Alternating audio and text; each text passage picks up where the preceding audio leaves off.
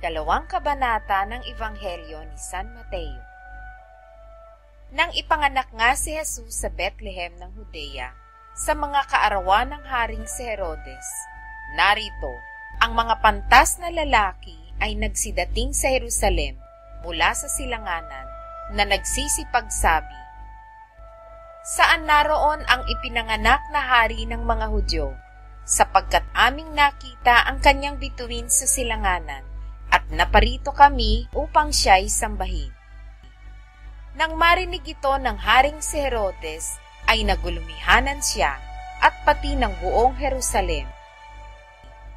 At pagkatipon sa lahat ng mga pangulong saserdote at mga eskriba ng bayan, ay siniyasat niya sa kanila kung saan kaya ipinanganak ang Kristo. At sinabi nila sa kanya, "Sa Bethlehem ng Judea, sapagkat ganito ang pagkasulat ng propeta. At ikaw, Bethlehem, na lupa ng Huda, sa anumang paraan ay hindi ikaw ang pinakamaliit sa mga pangulong bayan ng Huda, sapagkat mula sa iyo'y lalabas ang isang gobernador, na siyang magiging pastor ng aking bayang Israel." Nang magkagayoy tinawag ni Herodes ng lihim ang mga pantas na lalaki, at kanyang siniyasat ng buong ingat sa kanila ang panahong isinilang ng bituin.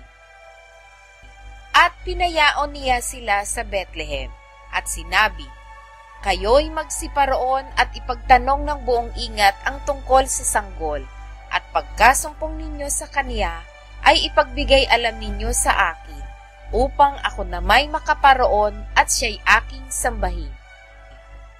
At sila, pagkarinig sa hari, ay nagsiyaon ng kanilang lakad, at narito, ang bituing kanilang nakita sa silanganan ay nanguna sa kanila hanggang sa sumapit at tumigil sa tapat ng kinaroroonan ng sanggol. At nang makita nila ang bituin, ay nangagalak sila ng di kawasang galak.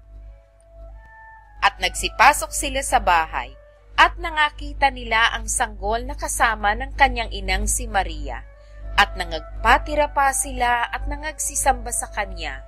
At pagkabukas nila ng kanilang mga kayamanan, ay inihandog nila sa kanya ang mga alay, na ginto at kamangyan at mira.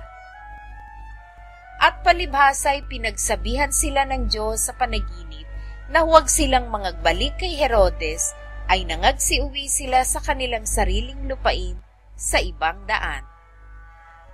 Nang mga kaalis nga sila, narito, ang isang anghel ng Panginoon ay napakita kay Jose sa panaginip na nagsasabi, "Magbangon ka at dalhin mo ang sanggol at ang kanyang ina, at tumakas ka hanggang sa Ehipto, at dumuon ka hanggang sa sabihin ko sa iyo, sapagkat hahanapin ni Herodes ang sanggol, upang siya'y puksain."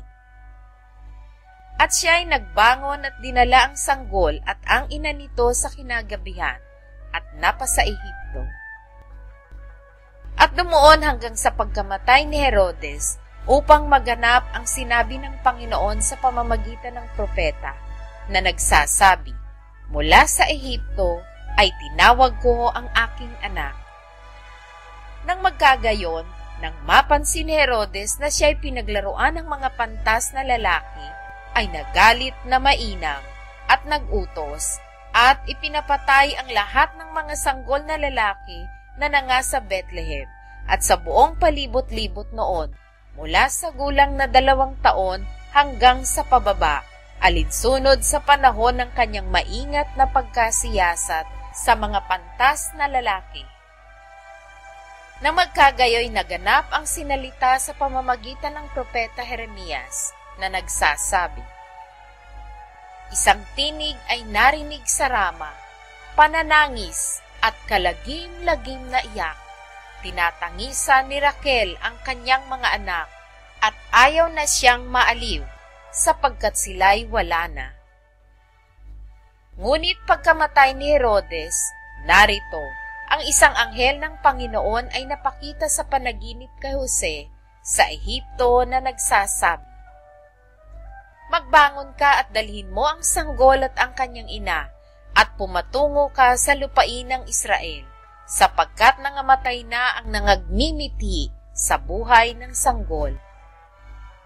At nagbangon siya at dinala ang sanggol at ang kanyang ina, at pumatungo sa lupa ng Israel. Datapwat nang mabalitaan niya na si Arkelao ang nagahari sa Judea, na kahalili ng kanyang amang si Herodes, ay natakot siyang pumatungo roon, at palibhasa'y pinagsabihan ng Diyos sa panaginip, ay napatungo siya sa mga sakop ng Galilea. At siya'y dumating at tumahan sa isang bayang tinatawag na Nazaret, upang maganap ang mga sinalita ng mga propeta na siya'y tatawaging Nazareno.